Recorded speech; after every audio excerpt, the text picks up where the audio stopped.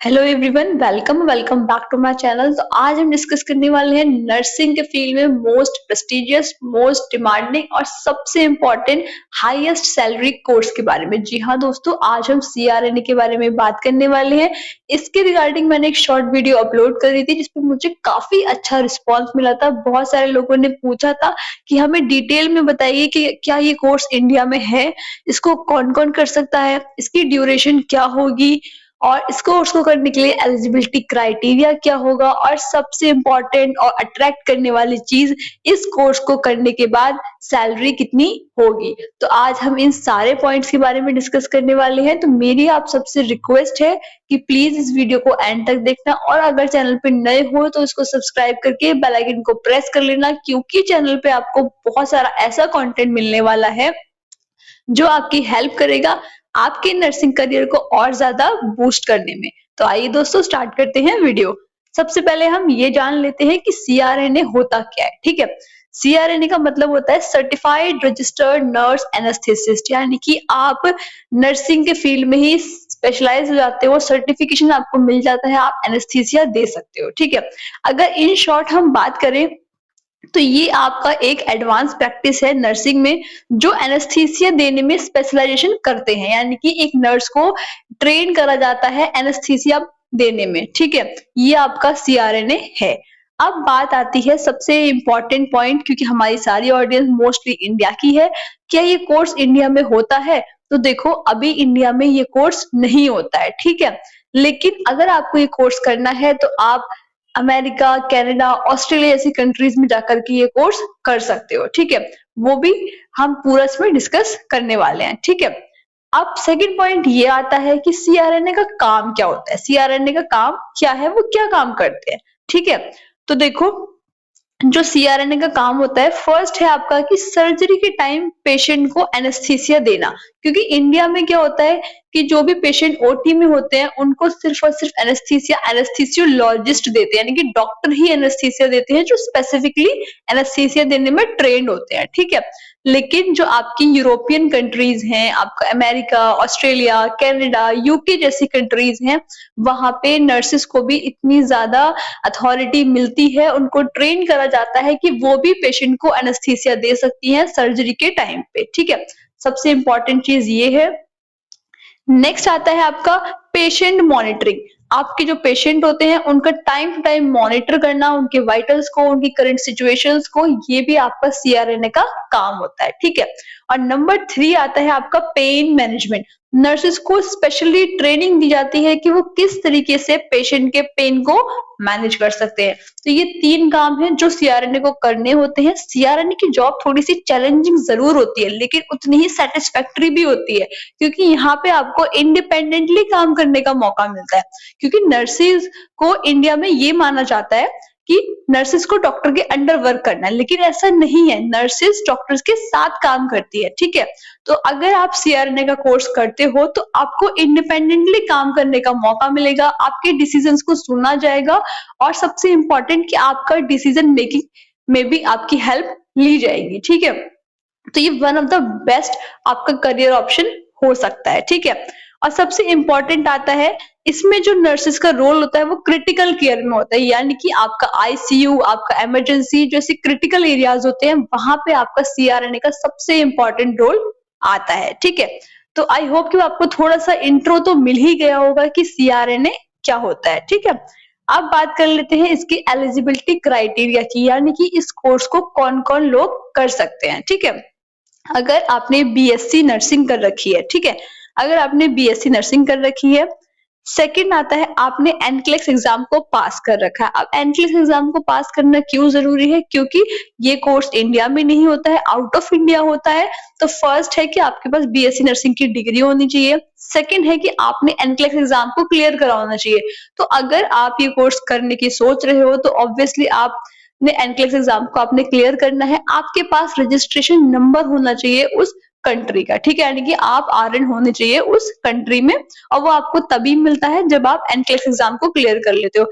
NCLEX exam क्या होता है इसके ऊपर मैंने डिटेल में वीडियो बनाई है, तो आप वो जाकर के भी चैनल पे चेकआउट कर सकते हो। ठीक है, नेक्स्ट आता है आपके पास में 2 इयर्स का एक्सपीरियंस होना चाहिए, यानी कि पहले आपने बीएससी नर्सिंग की डिग्री कंप्लीट करनी है। सेकंड आता है आपने एंट्रेंस एग्जाम को पास करना है, अपने आरएन नंबर को जनरेट करना है। थर्ड आता है कि आपके पास में उसके बाद 2 साल का एक्सपीरियंस होना चाहिए क्रिटिकल केयर में। क्रिटिकल केयर का मतलब है आपके पास आईसीयू का या फिर इमरजेंसी का एक्सपीरियंस होना चाहिए। ठीक है, ये इसके 3 एलिजिबिलिटी क्राइटेरिया है जो आपको फुलफिल करने हैं। अगर आप ये फुलफिल करते हो तो आप सीआरएनए कोर्स के लिए सुटेबल हो। ठीक है, अब बात करते हैं ड्यूरेशन की। कुछ लोग पूछेंगे कि मैम इसकी ड्यूरेशन क्या होती है, कितना टाइम लगेगा इस कोर्स को करने में। ठीक है, क्योंकि फायदे तो बहुत नजर आ रहे हैं हमें इस कोर्स में, लेकिन ड्यूरेशन क्या होगी?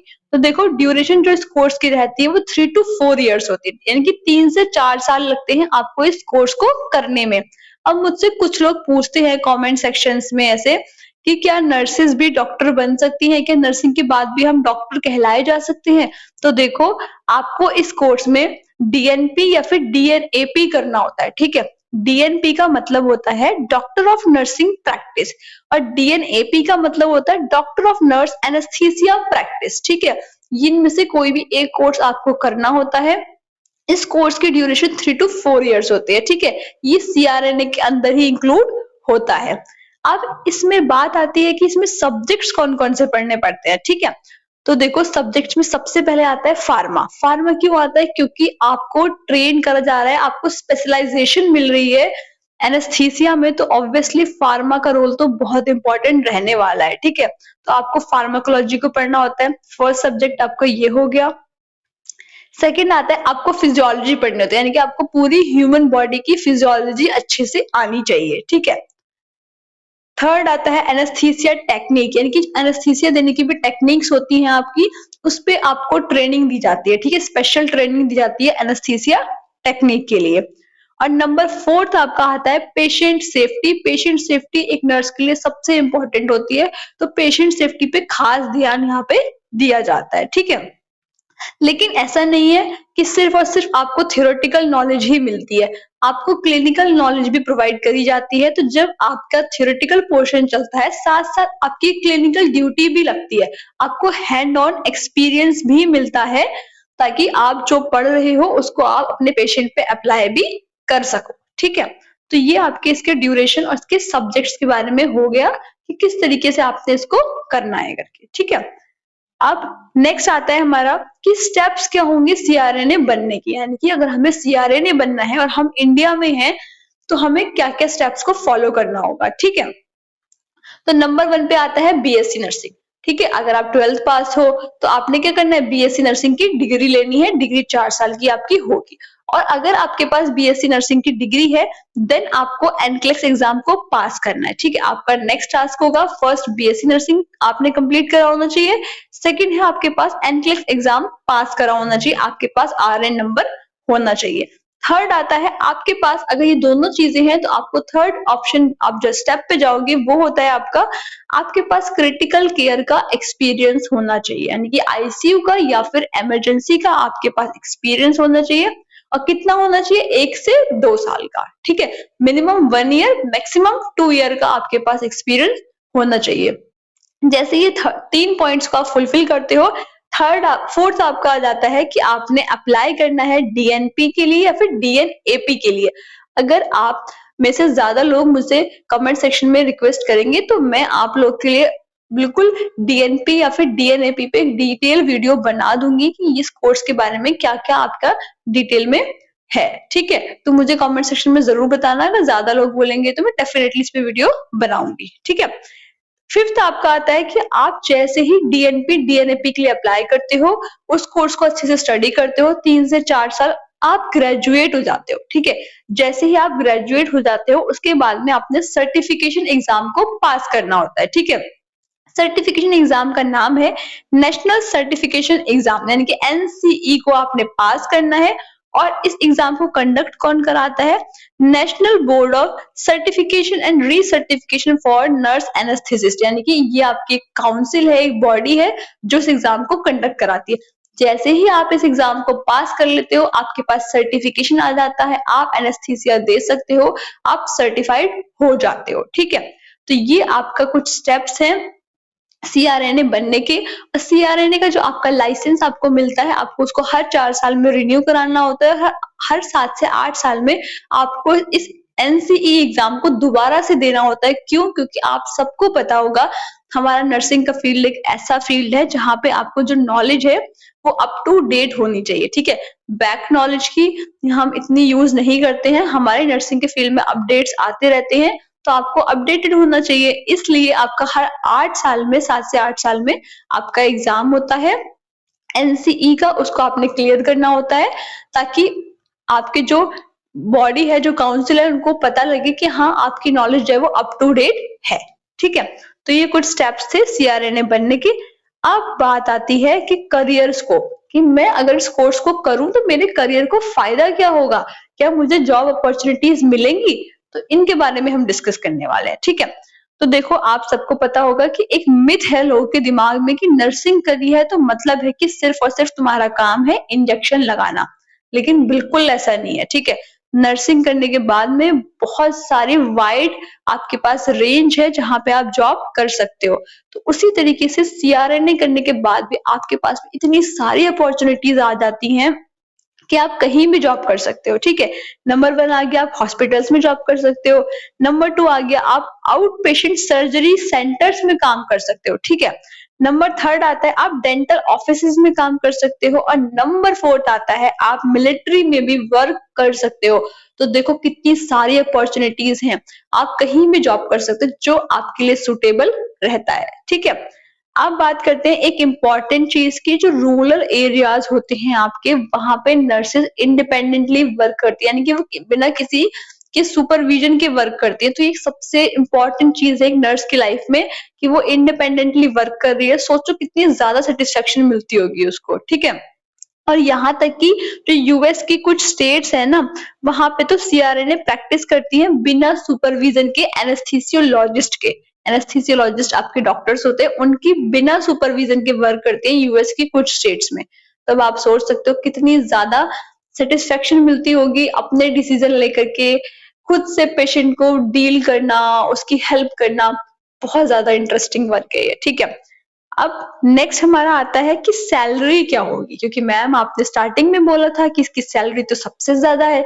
तो हाँ, आपके पूरे नर्सिंग के फील्ड में अगर किसी कोर्स को करने के बाद जो सैलरी होती है, ये हाईएस्ट है, ठीक है? आपके पूरे नर्सिंग के फील्ड में जो सबसे ज्यादा सैलरी किसी नर्स को मिलती है, वो आपकी सीआरएनए को ही मिलती है, यानी कि एनेस्थीसिया नर्स को ही आपकी सबसे ज्यादा सैलरी मिलती है, ठीक है?